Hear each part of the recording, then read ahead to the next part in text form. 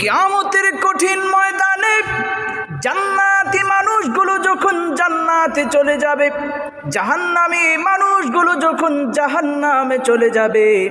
আল্লাহ রাব্বুল আলামিন তখন জান্নাতি মানুষগুলোকে ডেকে ডেকে বলবেন, ও জান্নাতীরা, বলো তো দেখি আমি আল্লাহ তোমাদেরকে দুনিয়াতে নারী দিলাম, বাড়ি দিলাম, গাড়ি দিলাম, অট্টালিকা দিয়ে আমি আল্লাহ তোমাদেরকে বেষ্টন করে রেখেছিলাম। ও জান্নাতীরা,